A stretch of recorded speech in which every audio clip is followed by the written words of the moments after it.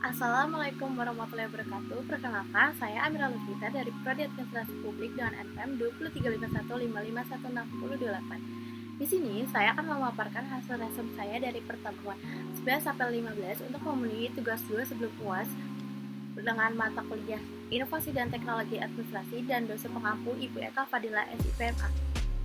Pertama-tama, saya akan menjelaskan konsep good governance. Good governance sendiri adalah konsep yang mengacu pada cara-cara efektif, transparan, dan bertanggung jawab dalam mengelola suatu organisasi, lembaga pemerintah, atau negara. Tujuan dari good governance sendiri ialah mencapai hasil yang lebih baik, menghindari penyalahgunaan kekuasaan, dan meningkatkan kesejahteraan masyarakat. Konsep good governance sendiri menurut Bank Dunia yang dikutip oleh Solihin pada tahun 2017 ialah Suatu konsep suatu konsep dalam penyelenggaraan manajemen pembangunan yang solid dan bertanggung jawab sejalan dengan demokrasi dan pasar yang efisien, penghindaran salah alokasi investasi yang langka, dan pencegahan korupsi baik secara politik maupun administrasi, menjalankan disiplin anggaran secara penciptaan legal framework bagi tumbuhnya aktivitas kewirausahaan. Selanjutnya itu ada prinsip-prinsip good governance menurut United Nations Development Program atau UNDP dalam Sedar Mayanti tahun 2009 mengemukakan bahwa karakteristik atau prinsip-prinsip yang harus dianut dan dikembangkan dalam praktek penyelenggaraan kepemerintahan yang baik meliputi 1.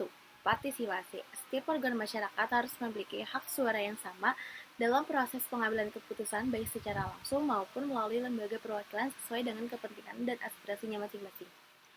Yang kedua, aturan hukum. Aturan hukum di sini sebagai kerangka aturan dan perundang-undangan harus berkeadilan ditegakkan dan dipatuhi secara utuh, terutama aturan hukum tentang hak asasi manusia. Yang ketiga, ada transparansi. Transparansi ini harus dibangun dalam kerangka kebebasan aliran informasi, berbagai proses kelembagaan, dan informasi harus diakses secara bebas oleh mereka yang membutuhkannya. Selanjutnya, yang keempat itu ada daya tangkap. Setiap institusi dan prosesnya harus diarahkan pada upaya untuk melayani berbagai pihak yang berkepentingan. Terus yang kelima itu ada berorientasi konsensus, bertindak sebagai penengah atau mediator bagi berbagai kepentingan yang berbeda untuk mencapai konsensus atau dimungkinkan juga dapat diberlakukan terhadap berbagai kebijakan dan prosedur yang akan ditetapkan oleh pemerintah sendiri. Selanjutnya, yang keenam itu ada berkeadilan. Pemerintah yang baik akan memberikan kesempatan yang baik juga terhadap laki-laki maupun perempuan dalam upaya mereka untuk meningkatkan dan melihara kualitas hidupnya. Yang ketujuh, ada efektivitas dan efisiensi. Di efektivitas dan efisiensi ini, setiap proses kegiatannya dan kelembagaan diarahkan untuk menghasilkan sesuatu yang benar-benar sesuai dengan kebutuhan melalui pemanfaatan yang sebaik-baiknya berbagai sumber yang tersedia. Selanjutnya itu ada akuntabilitas. Akuntabilitas sendiri para pengambil keputusan dalam organisasi sektor publik atau pemerintah, swasta, dan masyarakat memiliki pertanggungjawaban kepada publik, sebagaimana halnya kepada para pemilik. Yang selanjutnya itu ada bervisi strategi. Para pemimpin dan masyarakat memiliki perspektif yang luas dan jangka panjang tentang penyelenggaraan pemerintah yang baik dan pembangunan manusia atau human development. Yang selanjutnya ada aktor good governance.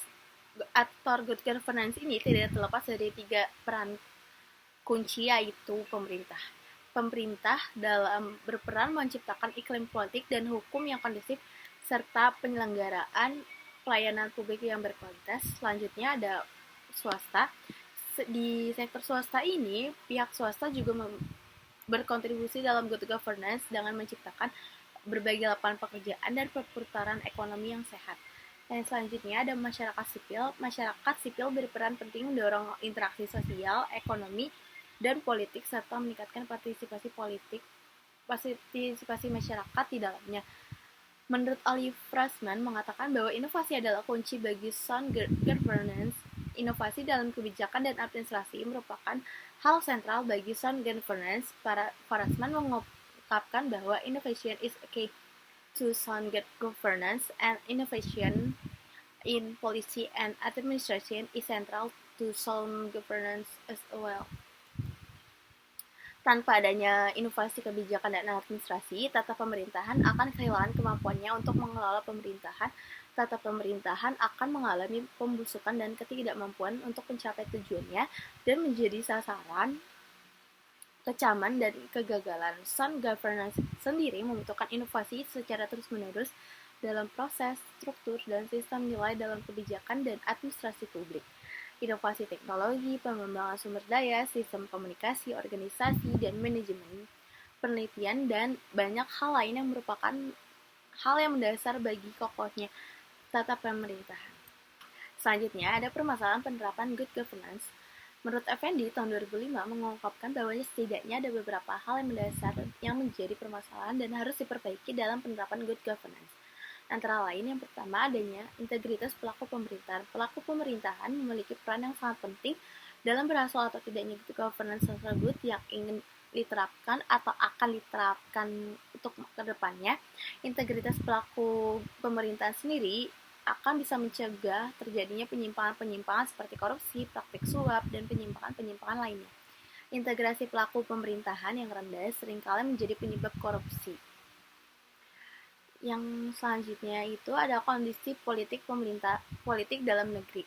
Good governance akan sulit terwujud di sebuah negara yang memegang konsep politik atau kurang demokratis, misalnya seperti Indonesia yang termasuk negara demokrasi, tapi masih cukup banyak juga kasus yang terjadi akibat suara rakyat atau minoritas yang kurang diperhatikan oleh pemerintah sendiri untuk menunjukkan masyarakat itu sebagai masyarakat yang demokratis. Yang selanjutnya itu ada kondisi ekonomi masyarakat. Kondisi ekonomi di sebuah negara juga bisa menjadi permasalahan good governance. Di Indonesia contohnya, banyak masalah sosial yang muncul di masyarakat akibat krisis ekonomi yang jika tidak segera diatasi bisa mengganggu kinerja pemerintahan secara keseluruhan.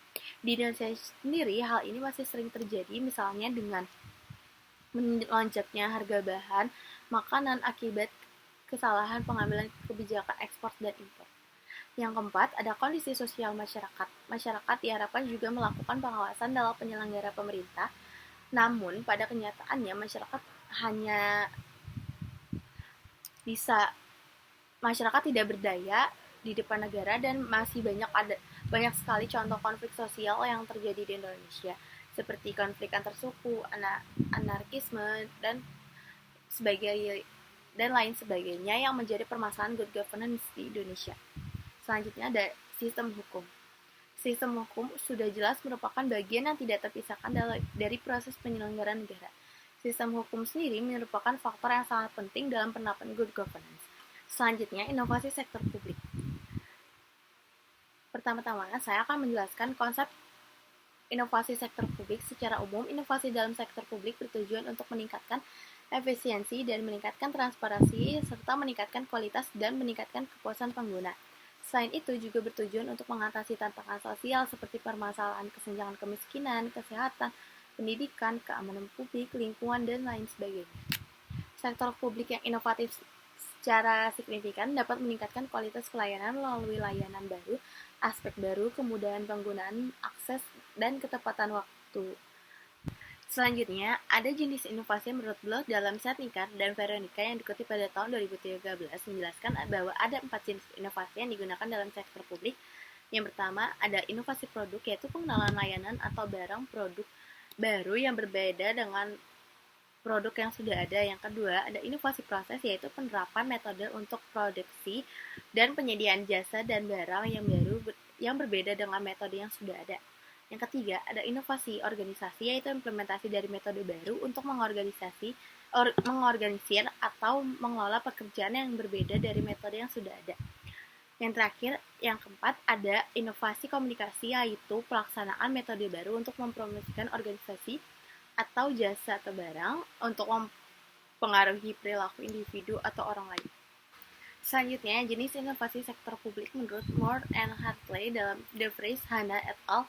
Yang dikutip pada tahun 2014 dan Harley et al. Yang dikutip pada tahun 2013 menjelaskan terdapat beberapa jenis inovasi di sektor publik, antara lain yang pertama itu ada inovasi proses, yaitu peningkatan kualitas kinerja baik internal maupun eksternal yang lebih efisien dan sederhana melalui proses kerja organisasi. Yang kedua, ada inovasi produk atau jasa, yaitu penciptaan atau modifikasi barang atau jasa untuk meningkatkan kualitas, citra, fungsi, dan lain sebagainya. Yang selanjutnya itu ada inovasi pemerintah, yaitu penciptaan bentuk-bentuk baru atau proses baru dalam mengidentifikasi masalah-masalah sosial yang terjadi di dalam masyarakat. Dan yang terakhir itu ada inovasi konseptual, yaitu perubahan cara pandang atau masalah yang ada sehingga memunculkan solusi atas masalah tersebut. Selanjutnya, tipologi inovasi dalam sektor publik, yaitu menurut Halvorsen dalam Setnikar dan Veronica yang dikutip pada tahun 2013. Yang pertama itu ada inovasi produk, yang kedua inovasi proses, yang ketiga inovasi administrasi, yang keempat inovasi sistem, yang kelima inovasi konseptual, yang keenam itu inovasi radikal. Selanjutnya, karakteristik inovasi dalam sektor publik menurut Moll and Barbansat dalam Aturan dan Deskan yang dikutip pada tahun 2010 mengidentifikasi bahwa ada 3 karakteristik inovasi dalam sektor publik. Yang pertama itu ada image, yaitu sejauh mana suatu inovasi dianggap untuk meningkatkan citra atau status seorang atau lembaga dalam sistem tertentu. Yang kedua itu voluntariness of use, merupakan sejauh mana penggunaan suatu inovasi dianggap sebagai aktivitas sukarela atau kehendak yang bebas. Yang ketiga itu ada result demonstrability, yang merupakan hasil dari percobaan suatu inovasi yang dirasakan. Semakin besar manfaatnya, maka hasil percobaannya semakin cepat adopsi dari suatu inovasi tersebut. Yang terakhir, ada kesimpulan. Konsep inovasi di sektor publik berfokus pada pelayanan masyarakat, yaitu peningkatan kualitas pelayanan publik. Terkait dengan konsep pelayanan publik, inovasi harus mampu memberikan nilai tambah bagi kelompok sasaran. Secara umum, value added dapat digambarkan sebagai nilai tambah dari satu atau lebih aktivitas yang dilakukan.